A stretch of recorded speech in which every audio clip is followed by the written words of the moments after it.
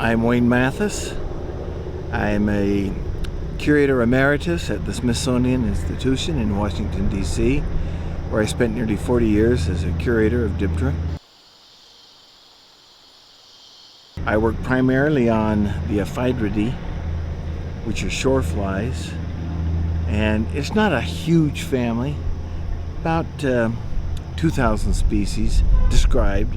Of course, there's a lot of undescribed species, especially in the neotropics and Southeast Asia. Well, maybe I should start out by, when I was a kid, my dad had this garden, and he had corn stalks in the fall. We'd already picked the corn, but he would like to harvest it to make ensilates to feed cattle. And there would be little sugary exudates at the joints.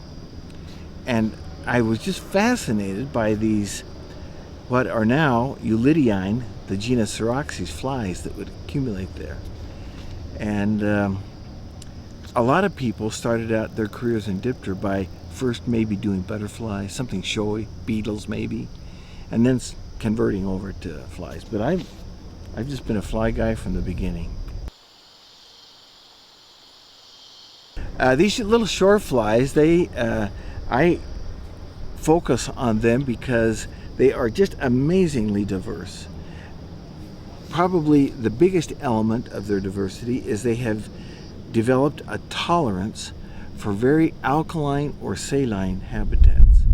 And so at places like Great Salt Lake or the Dead Sea in Israel, extremely saline places, sometimes they are there in the literally millions, maybe billions.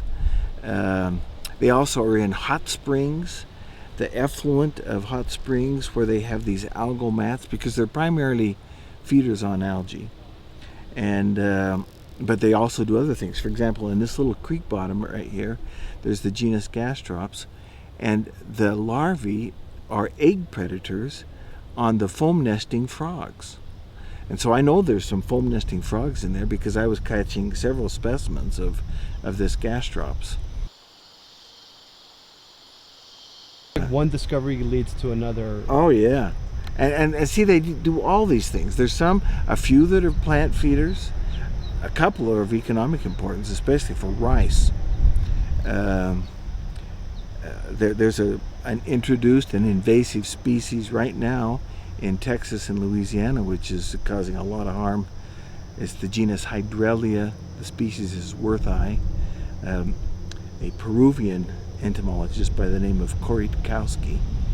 It's a Polish name, but he doesn't speak a word of Polish. He's strictly Spanish speaking. But Right. Anyway, he described it. It was a pest in rice in Peru, and then we found it in Colombia and here in Costa Rica, and now it's in Louisiana and that adjoining portion of Texas.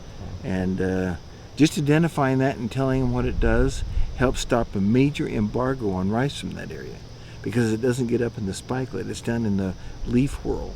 So they do a lot of things, and because they're diverse, you can go to exotic places. Yeah.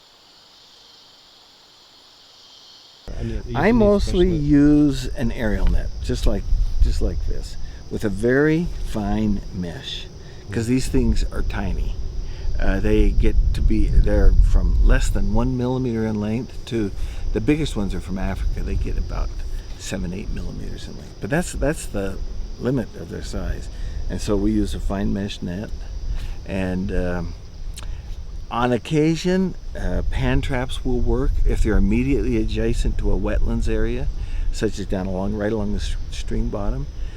Malaise traps are of limited value unless they're smack dab on top of the habitat. If you put them right across the stream, you will get an occasional Ephydrid. But I have found that the old aerial net is by far the best. Is that like a good places to find these guys, or? Yeah, because they're called shore flies, and that name implies that they're right along shorelines. And I should say, as I mentioned before, both marine and freshwater. So Beaches are great places. Yeah. Excellent. But mostly along little creek bottoms, then lentic systems where there's slow water. Even these little ruts that you find along the trail where there's a little very stagnant water, there's a genus that's the only place you find it. And we got some right up at these ruts where they have some stagnant water. Oh, right. Yeah, they belong to the superfamily Ephydridae, the same superfamily that Drosophilids, Criternodids, and now they're thinking of adding some more exotic families that they didn't know where they placed, such as Browlids and Mormontomiids. But these are separate because there's some tiny characteristics that are very uniform. They form a nice monophyletic group. They only have, males only have 6 abdominal sternites, and then you hit the male terminalia. That's unique within the Ephydridae. They have 2 costal breaks. They have a confluent BMCU vein, the lack of that cross vein, so it's a confluent cell. Citation is sometimes important. The wing venation is characteristic.